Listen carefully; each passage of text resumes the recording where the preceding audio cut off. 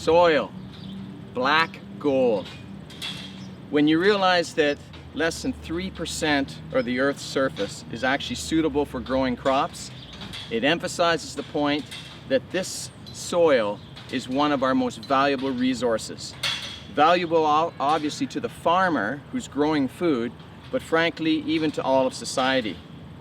And when you think about the fact that this soil probably took hundreds of years to form, but yet it can be destroyed in a matter of seconds because of the risks to it.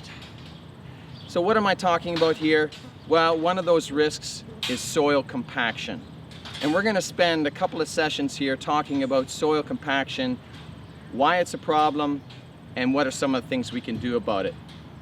Hello, my name is Andrew Barry, and I work with the Ontario Ministry of Agriculture, Food and Rural Affairs.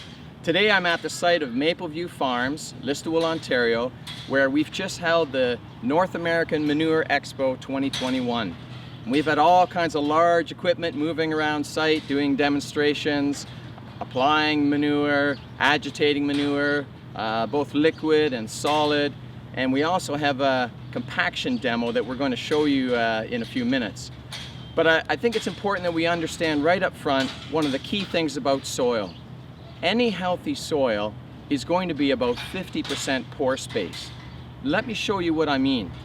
If I take this sponge, just an everyday household sponge, and you look at that sponge, you can see very clearly it's full of pore spaces.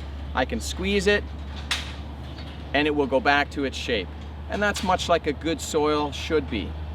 So let me take that sponge and I'll put it in this water here.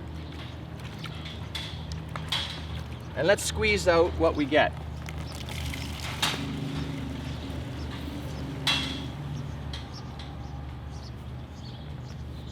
That's how much water that sponge or that healthy soil could hold.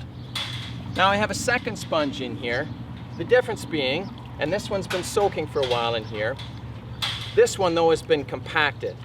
Much like a soil that's been driven over, either wrong time of year, wrong soil conditions, wrong tires, whatever the case may be. But let me squeeze out the water in it.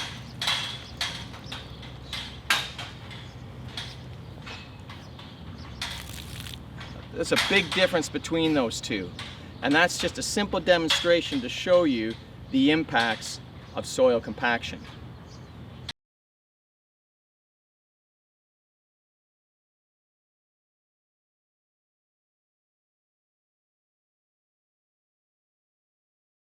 Hello, and welcome to our discussion on the implications of manure application associated with soil compaction on farms.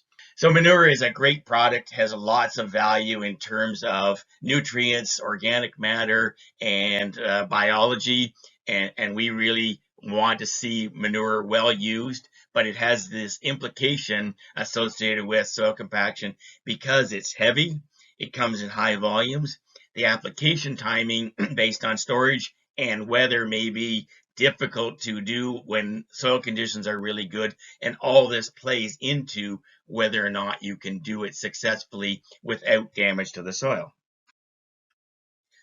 So we've been working in soil compaction since about 2017 when we hosted a big event at Arthur, Ontario, with over 75 pieces of farm equipment that we used in a demonstration, and we had Matthias Stettler from Bern University at the time come over and show us some of the things that he had been doing in Europe.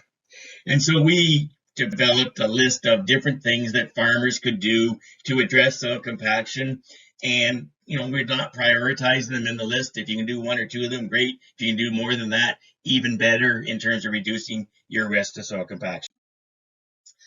One of the things that we learned from all the work that we've done so far is that different pieces of equipment fall into categories in terms of worse or better in terms of the issues of soil compaction.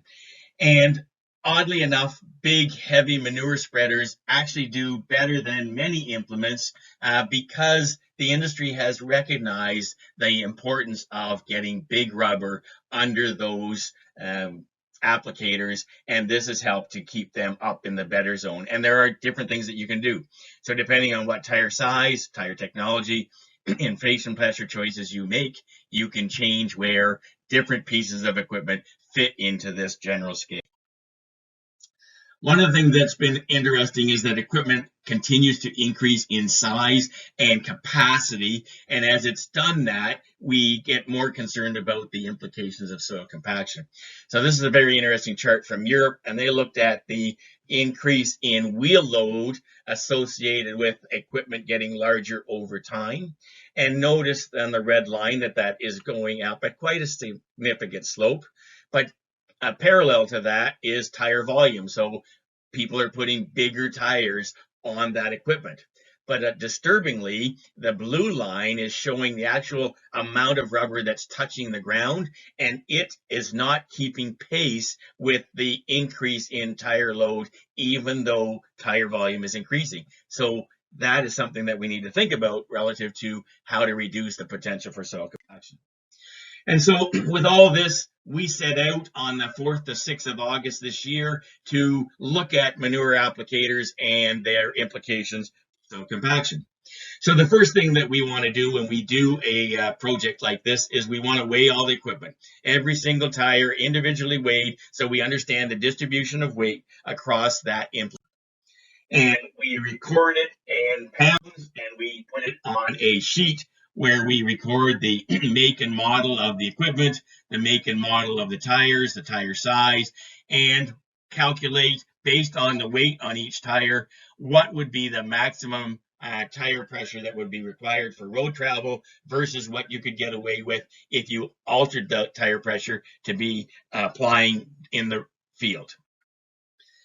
And so my colleague Alex Berry, who you'll meet in a few minutes, developed this system here whereby we can insert these sensors indicated here that have this rubber nipple at the end of a steel rod that's filled with water, and as equipment runs over those sensors that are buried under the ground, it's detected by this sensor and transferred to a computer so we can record it. This apparatus allows 3 sensors to be installed into the soil at 6, 12, and 20 inches right below each other. And just another picture of the sensor in the ground, and then that signal goes through a control box up to the computer. And so out in the field on the 4th of August, we set up our system with 2 sensor pits, a dry sensor pit and a wet sensor pit, and we have all of our computer equipment and our big mobile display screen so that we can show results to a crowd in the future when we have crowds around. So in terms of the wet pit, I took 4 of these totes and I put them in a square on the field, filled them with water. They have holes in the bottom, and they slowly drain to infiltrate into the soil to give me conditions analogous to spring or fall, which we can then compare to the dry pit, which would be what would be associated with the soil conditions usually after harvest. This year we've had a lot of rain in the area, so even the dry pit was wetter than it normally would be during the period when we did this at the beginning of August. So here's a video showing one of the tankers after being weighed up, coming down, lining itself up, and moving down towards the sensors. And there's somebody in front directing the driver to make sure that they're getting the wheels of the applicator right over the sensor. There's an orange line there that he's trying to follow, and then you'll see an orange circle, and that's what he has to hit with the tires. And you'll notice there it's going across. So each of those tires hitting right there and there over the sensors, and I'm following up behind to make sure that it went over properly. So I'm going to show you a number of charts here, and I just want to highlight how they're laid out. So each of the charts is set up with the title here, indicating what the implement was and what the tire size was and what the tire pressure was that was tested. All charts are scaled the same to 40 psi on the y-axis, and the x-axis is time, and where you see the blips is where the tires rolled across the stationary sensors. So the tractor tires in this case were not aligned to meet up with the sensors, so we just get little blips, but the trailer tires went right over. And so the green response curves are what each wheel is doing at the 6-inch sensor, the blue at the 12-inch sensor, and the red at the 20-inch sensor. We also have 2 dotted lines on here, a green one at 15 psi, which is the theoretical threshold of which you would like to stay below in terms of threat of tire soil compaction in the surface soils, versus the 7.5 psi at the 12 and 20 for the subsurface depths. So we start out with sort of a conventional spreader. This one is a typical New Idea box spreader. It has tandem axles with 425 65R22 tires. Actually not bad for an old box spreader. These are typically cement truck front steering tires, and they tend to be bigger than the power axle tires at the rear. They would be even worse in this scenario. Again, I told you we looked at both the wet pit and the dry pit, and so you can see that in this scenario, here's the tractor, here's the implement. It was worse in the wet soil. In this case, we were just on the sensor for the tractor tires, and in this case, we missed them in the drier pit. But you'll see that in the drier pit, less compaction or less stress pushed down into the soil than in the wetter soil. We move up to a bigger box spreader. This one was 710 singles. And what we see here is that, again, under the wet soil, significantly more response, especially at the 6-inch level compared to drier soils. Interestingly enough, the dry soil is transferring more stress deeper down, still close to threshold, but it's interesting. You would think it would be less, but there's something associated with the transmission of that stress associated with the drier soil at depth compared to the wetter soil. So here's the big tanker again that I just showed you in the little video. And so what does it look like? So here's the wet soil, here's the dry soil at road pressure of 28 psi. And you see the tanker is showing significant levels of stress down at the 6-inch level. Notice at the 12-inch level that it's a little bit more in the dry soil again, which is a little perplexing, but I think it's associated with how that is lining up to move that stress down. It's dissipating more through the wet soil. This is the same applicator again, and I just want to point out the hoses coming out the side of the spreader to the wheel tires. This is a central tire inflation system, and the reason for this is it allows you to differentiate your road PSI loaded versus your in-field pressure, which you can run at lower pressure because you're running in straight lines at slower speeds. So if we look at the 16 psi response in wet versus dry soils, significantly less response than what we saw when we were at 28 psi. And so this is indicating that as we lower pressure, we increase our ability to offset compaction. It's still worse in wetter soil than dry soil, but it's still much better than at 28 psi. So here's the 16 psi chart versus the 28 psi chart in the dry soil, where you see again the peaks are higher here than they are on the lower pressure.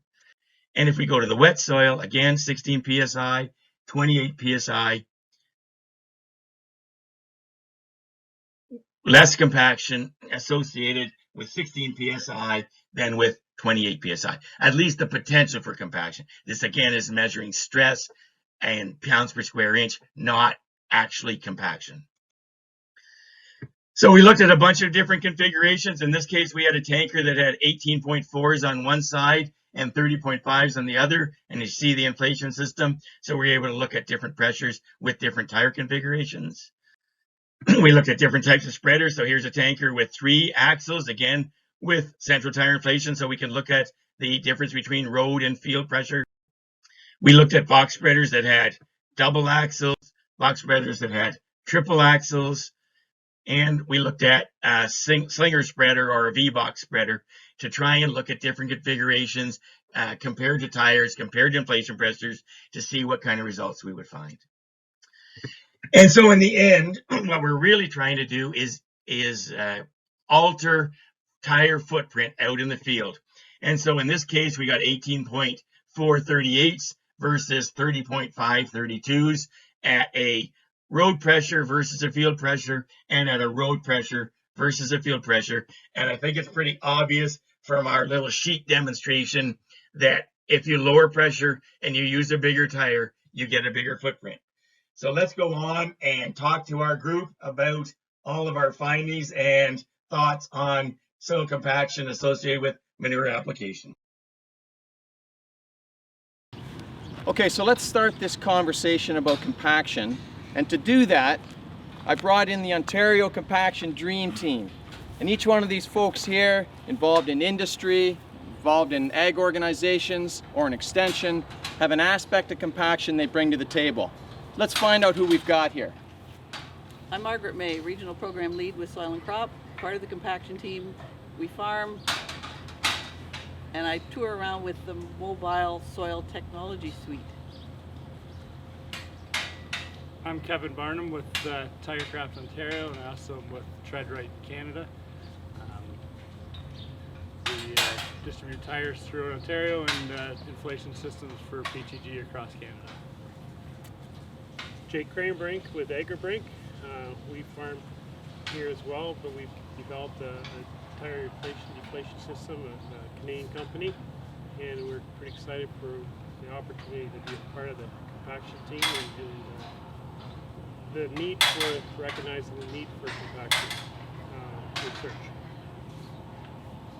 And I'm Ian McDonald, Crop Innovation Specialist with OMAFRA, and I'm very interested in compaction and the CTIS systems in the effort to optimize farm equipment, to be good to the soil, good for fuel efficiency and operational efficiency, and just make a good package for farmers. I'm Eric from own and operate Oki Tire in Elmira, a independently owned and operated tire shop. We're involved in tire sales and also inflation system installs, and definitely interested in providing knowledge base to our clientele, our farmers, to utilize the technology to their best advantage in their applications. I'm Alex Berry, Soil Management Engineer with the Ministry of Agriculture, Food and Rural Affairs.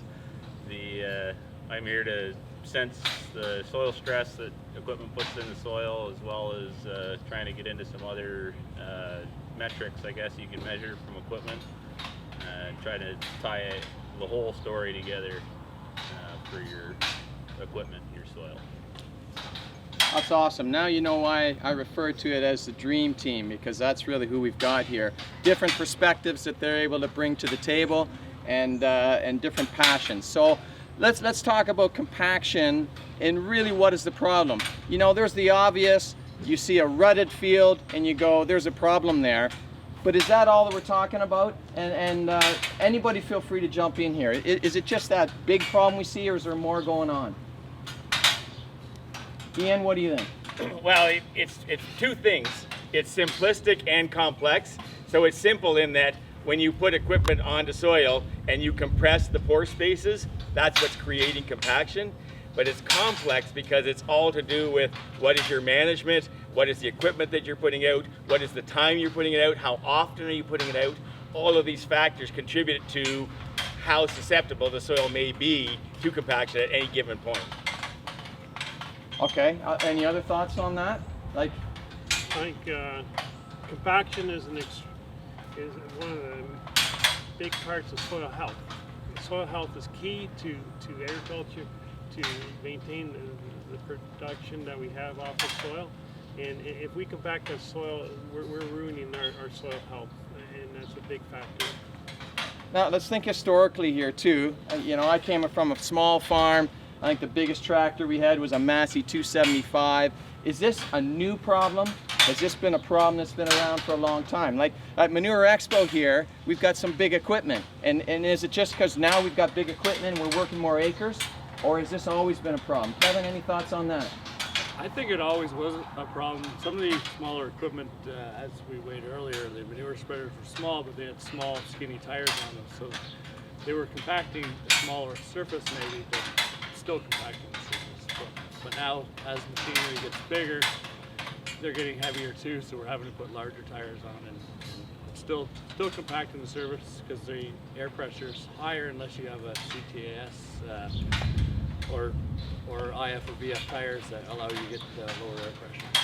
And following up on that, those smaller spreaders with those narrower tires with high pressure, because they didn't spread as wide either, you tracked more of the field for the same amount. So as the equipment got bigger, the spreads got bigger, so the difference isn't as great as you might think it is. It's always interesting. You get a chance to look at satellite imagery of a field at certain times of the year, and you can see those tracks going up and down, just what you're saying. You can even see where the son drove the pickup truck to the far corner delivering the bags of seed, and it shows up for a long time. Now, Margaret, you're working with farmers a lot from the ag organization perspective. How aware do you think farmers are about this problem? Well, we've been working on compaction events for a number of years, right? So we noticed in 2018 that equipment to try and alleviate soil compaction has been part of the Canadian Agricultural Partnership. So that recognizes that, yes, it's an issue, that's part of soil health, and there's an opportunity to make some changes by adopting some of the new technology. So the tire technology is new. CTIS is constantly evolving and getting better. So now we have ways to try and manage that compaction with the equipment still getting bigger, but everybody needs to manage it. I guess my concern with what I've seen is just going out to buy that new technology, so put on the IFs or the VFs, there are things you need to manage. The pressure doesn't stay the same. So it's kind of like everything else we do in agriculture. Once you make one change, there are other pieces you need to adopt to make the system work.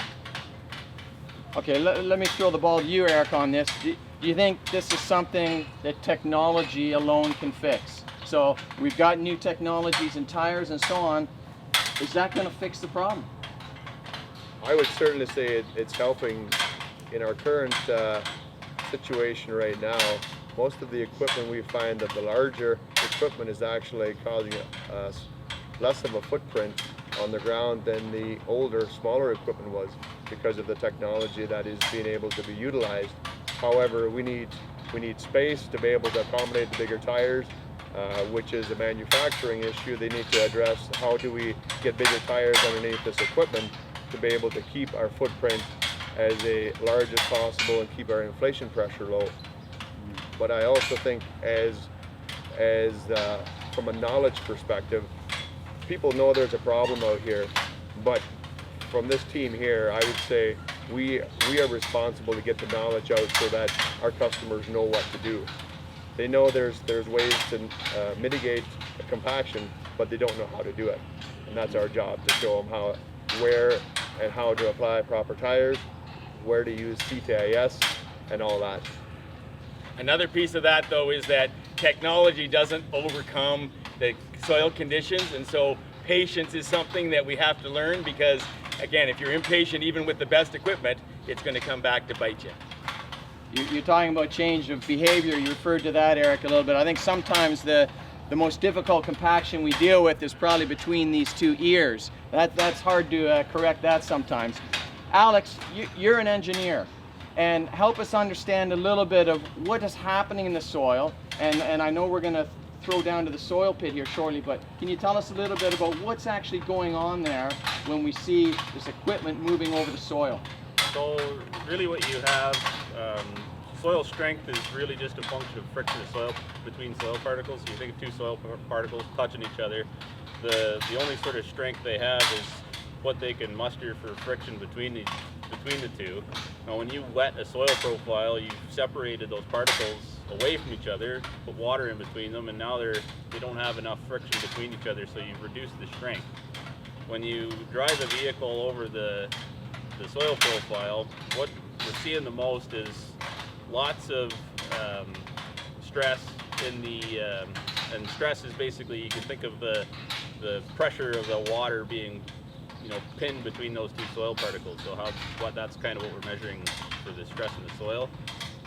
And in the top 12 inches, you're going to see reasonably high pressures for most pieces of equipment. And what these guys alluded to, the old school narrow high pressure tires, they were doing quite a bit of damage to the top 12 inches. Now we've gone to bigger tires, We've gone to bigger tires, and that's reduced our sort of our impact on the top 12 inches. But since we can only put so many big tires under a piece of equipment, we've kind of limited ourselves to how many axles you can get on that big piece of equipment. So our axle weights have gone up, and what that means, and what we're finding out in the field, is the higher your axle weight, the more you're pushing that stress deeper in the ground. So now, where you were maybe only damaging the top 12 inches, we've ballooned that axle pressure or axle weight up now that we're starting to see an effect deeper in the soil profile. And those areas are responsible for good drainage through your soil profile, and all kind of the behind the scenes work in your field. That zone down there is where all the magic happens. So it's also harder to fix. So the bigger tires are good. You won't see as much damage on the top 12 inches, but once you get over that threshold for axle weight for your soil, you're going to start to see some more invisible damage to you. And that's why it's important to understand how much your equipment really weighs. And through Soil and Crop and the MSTS system, we're going to make that kind of service available over time, weight clinics that we'll work with our partners with to give people a better realization of how much this stuff weighs, so they can do what Alex is suggesting and understand how much stress that could exert. And help decide what tire best fits under there when you know how much it weighs.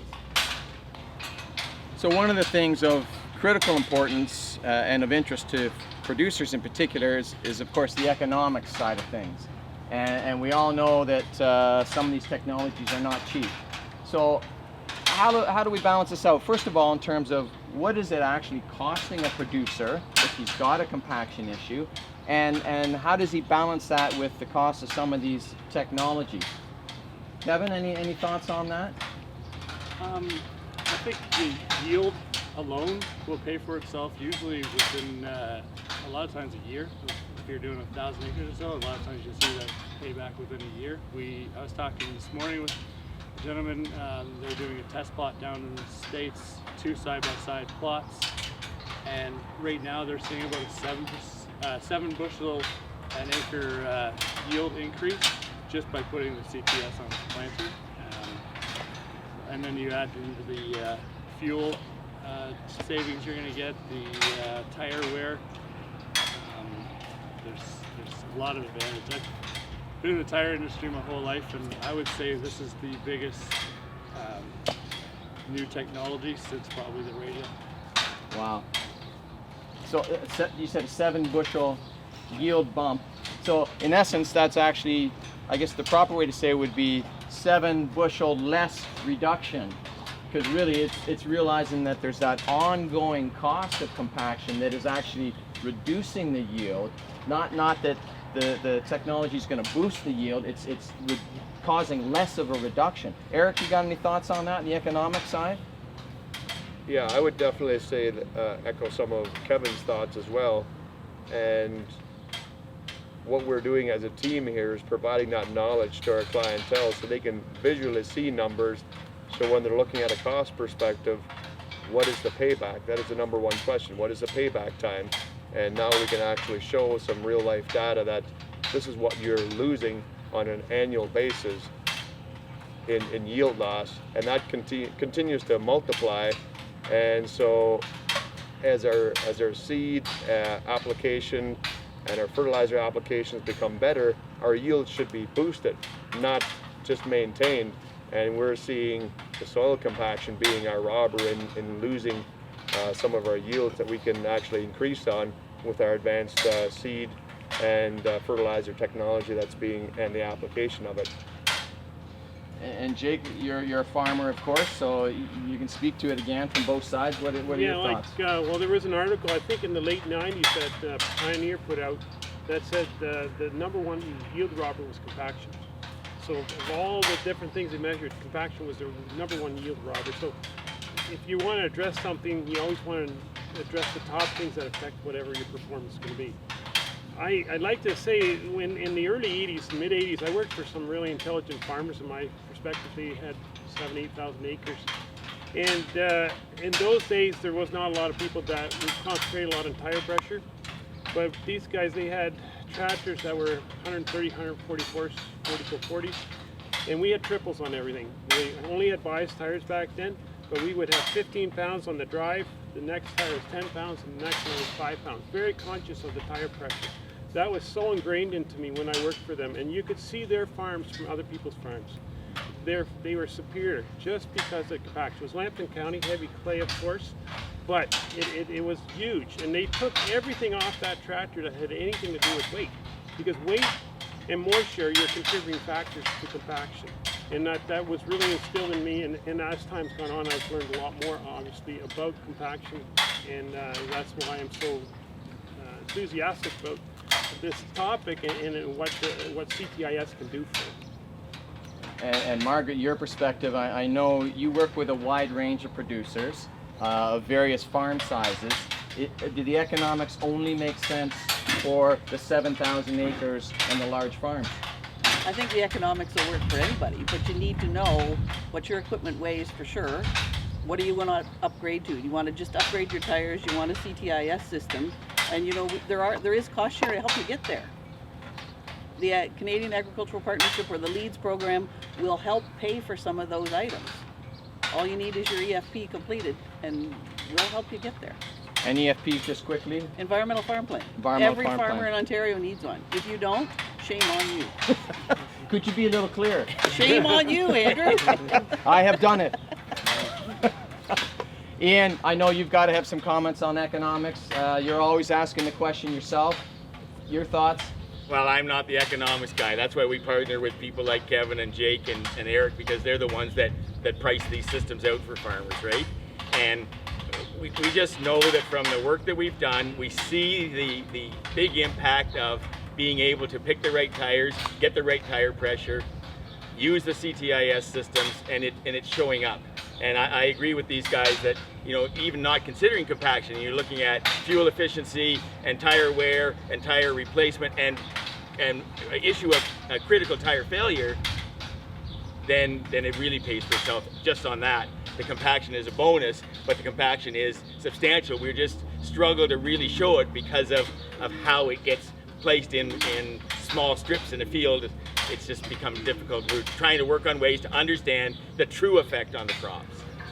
You mentioned fuel savings. That was a real eye-opener for me when I was first learning about the impacts of compaction. Is the fuel savings alone to a tire that's properly inflated and properly grabbing. That astounded me, the number. I don't remember the numbers, but I know it was very, very significant, and fuel's not getting cheaper, so that's a huge cost. Well, I think one of the hurdles that people have had, and I'd like the guys to comment on, is that people don't understand that when you lower tire pressure in the field, you actually have easier rolling resistance than if you have a highly inflated tire. It's a real struggle to get through that, but they've done lots of research. I think about it as a boat, trying to get a boat up on plane, and once it's up on plane, you can reduce the RPMs and keep the same speed. It's very similar in the soil.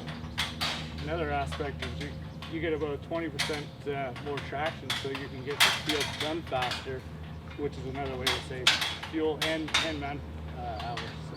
And do you think you could reduce the horsepower required with the better traction at the lower pressure too?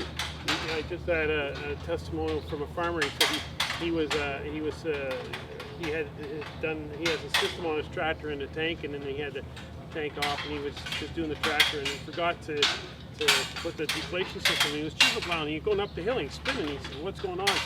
Then also, I forgot to deflate the tires. He says, I deflated the tires, I didn't spin again, and he said it took less horsepower to pull that chisel plow with the tires deflated. He's got a lot more traction, less fuel, horsepower. It's a neat thing. As you get closer to it and you learn it, it's amazing what tire pressure will affect performance.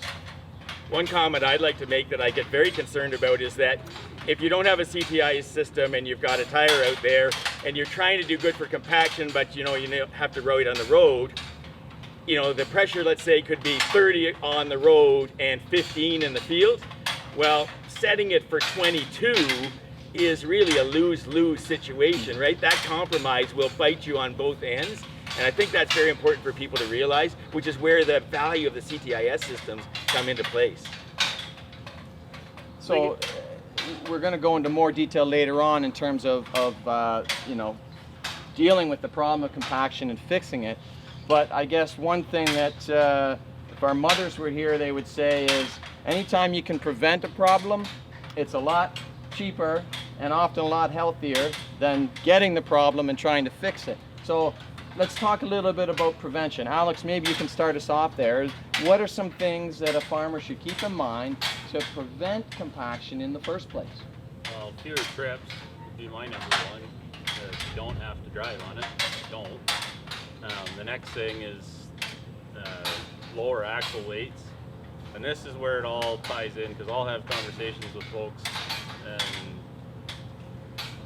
give them the statesman government employee answer and not give them an answer, because it all depends on your situation. So you've heard these guys allude to it, but if I've got more traction, I don't need as much ballast. And if I don't need as much ballast, I can probably go up a gear. And if I can go up a gear, then I probably don't need as much horsepower, because I can push a lighter tractor closer to the ragged edge of its efficiency. And now I've talked myself into buying a whole new tractor. So it all, you gotta pick two, you know, cheap, fast, or good, pick two, that's what they say. Same thing with compaction. It's the, you gotta optimize somewhere and give up somewhere else. So the biggest thing is just be wary of your axle weights and you know, maybe don't make the extra trip to the field if you know you're heavy. Did it last week with the grain buggy, and we needed, you know, 7,000 more pounds to fill a truck. Well, where was the combine? Over there. And so he carried 60,000 pounds of wheat across the field. Well, maybe you shouldn't have done that, but needs must. So what else are you gonna do? You know, you got to make a compromise somewhere. So just running the equation in your head all the time. What am I driving on? What am I driving with? Do I need to use this tractor?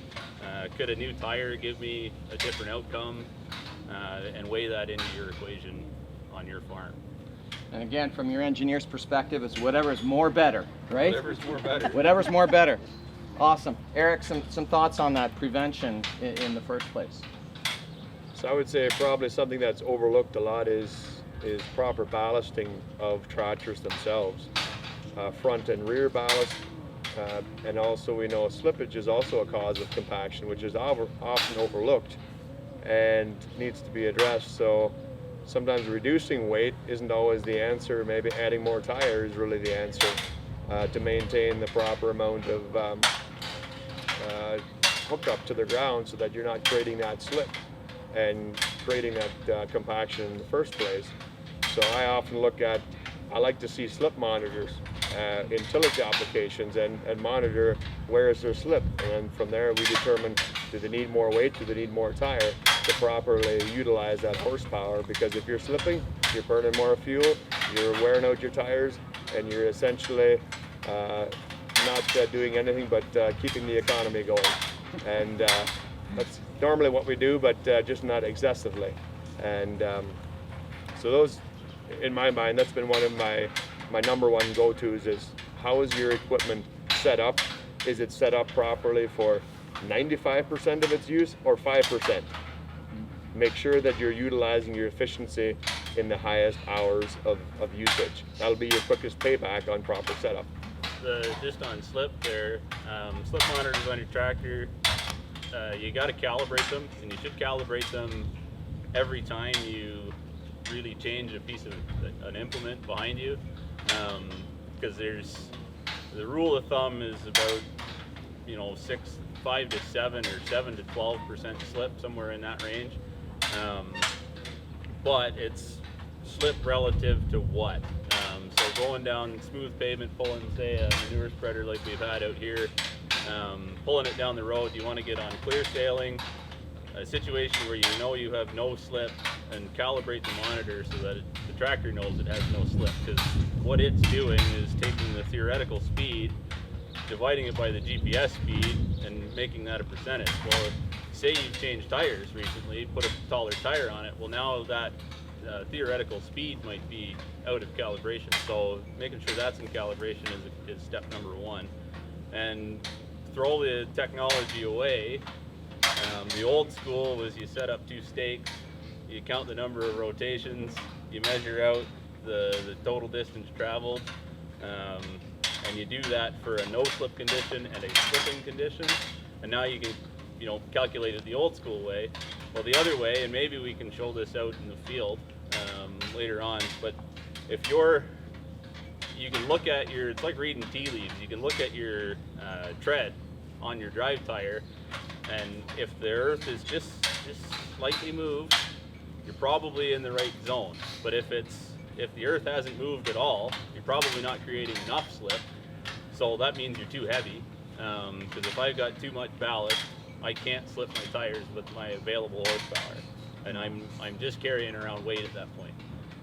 But if I can get my tire to slip a little bit, kind of move that traction engagement, move that little chunk of earth back just ever so slightly, you're probably right in the ballpark. So it takes a little bit of practice. You can get out in the field and actually look, but the easiest thing to do is do it from the armrest in the tractor and calibrate that monitor, and then make adjustments to suit. And that being said, for slippage and or weight, it changes with the field conditions too, right? So the person's experience with, is that soil fit for me to be taking that equipment out onto, has to be part of that equation. And people have to be very conscious of that. This spring, everybody thought it was just a fantastic planting season, and they just went, everything seemed good, and then it started to dry off, and people go, Jesus, we went a day too early or something, it was starting to show up, right? And so this patience thing is part of that. Nick, yeah, you've been to Europe, you've traveled a lot, you've seen a lot. Your perspective on prevention. Okay, so one number I'd like to throw out is, since 1960, according to Scott Shear, we've gained 900 pounds each year on weight of our equipment. So every year we're gaining 900 pounds more. So we got to compensate for that, to deal with that weight on this equipment year by year, more and more. That's a big change from the 80s to now or whenever. The other thing I wanted to say was, or referring to being in Europe, so PTG has been selling tire inflation systems for, I think, probably 30-some years in Europe. We are selling also worldwide.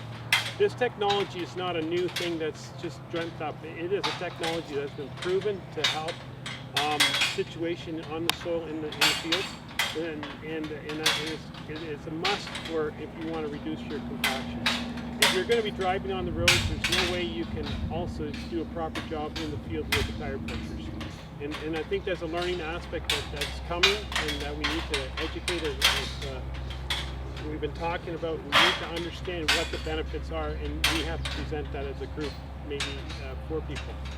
The economics of the system, yes, there's fuel savings, there's tire wear, there's soil is key, I think. Soil health is huge. As crop prices go up, losses that are incurred by compaction makes the system even more affordable quicker. As your fuel goes up, the same thing. And so there's lots of ways to sit down and show that the system can pay for itself. And Margaret, maybe to you, just again on the prevention side, and not just in the field and so on, but even in terms of the thinking. Yeah. And I think we all, you need to remember that the same old stuff you learn. Stay off it when it's wet. Good crop rotation will result in better soil health. Get the forages in the rotation. Like, you can't forget all those things and say, oh, well, I have CTIS, I can do what I like, right? It doesn't work that way. It all has to go together. So remember the basics when you're working through this. And I think paying attention to things like the compaction days and the videos that are being done, the more education you get, it helps relieve the compaction that's up here. I'd like to say part of prevention is putting together your right team as a farmer, right?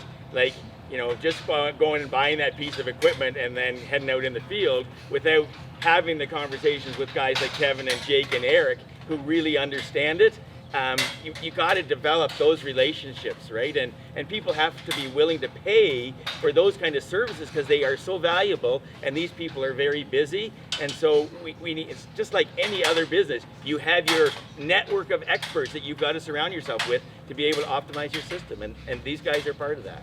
And I think if your tire dealer's not giving you that kind of information, go find another one.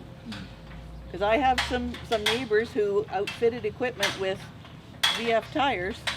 They didn't change the tire pressures at all because the dealer didn't tell them to. I said, you need to go find a different dealer because you don't have the full story.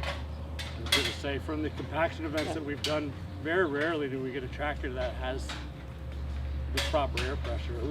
We weigh them and we show up, and maybe 1 or 2 tractors for the whole day will have the proper air pressure. Just by weighing your equipment and having the proper air pressure, and a lot of times we've had equipment come across.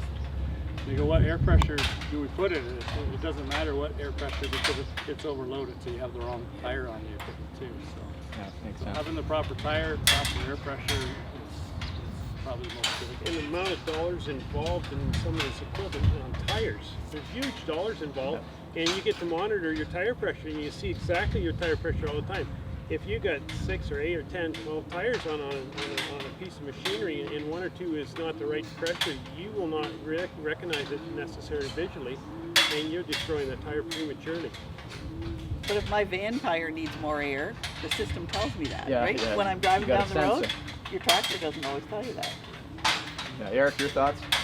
Well, I was going to add to that is probably only 1% of our clientele actually know what tire pressure is in their equipment. Yeah. When you actually ask, they don't even know, and they probably don't even know on a gauge. They'll just air it up till it looks right, and off they go to the field, not realizing that they've just either increased their efficiency or decreased their efficiency by a number they have no idea, because they never know where they started, they never know where they ended.